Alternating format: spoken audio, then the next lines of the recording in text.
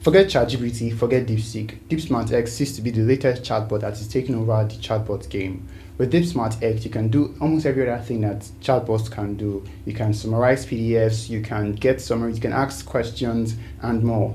But before we dive into it, we make videos about AI, we make videos about tech, and if you're interested in that, you can do also join our community.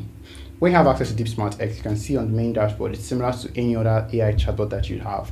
You have simple questions to get it going, and let's give it a quick test.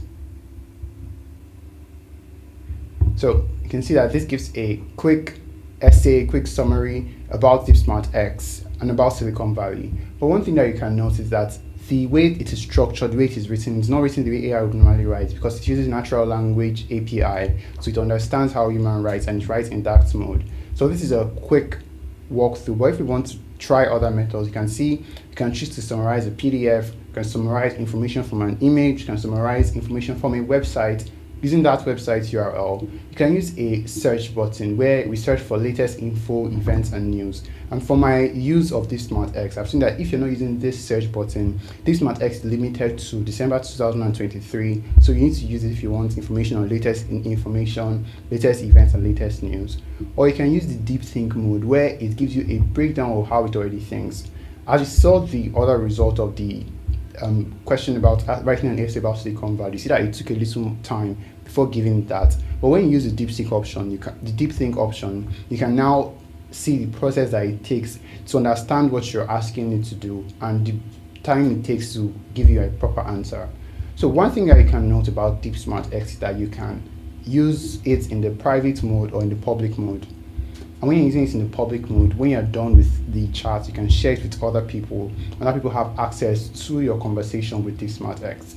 So this is the basic way that you can use it. You can choose write in other languages, which makes it very advantageous for people that speak different languages and to understand it clearly. So let's ask it to create an image.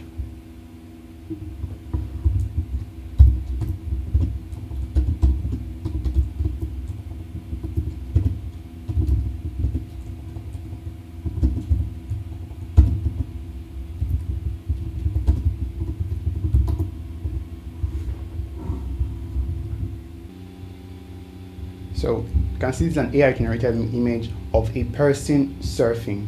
So if you need that image, definitely you can save the image and you can use it wherever you'd want. So this is just an image. From here you can see that we have other options like ask you to create a video, you can ask it to create music, you can ask it to create a document. So it does all of these. All of these that you can't get if you subscribe to the normal version of ChatGPT. But a link to DeepSmartX in the description of this video. And if you have any question or need any clarification, you can definitely ask and we'd love to answer you. Subscribe to DigiTech Guide for even more videos like this and more. See you in the next one. Goodbye.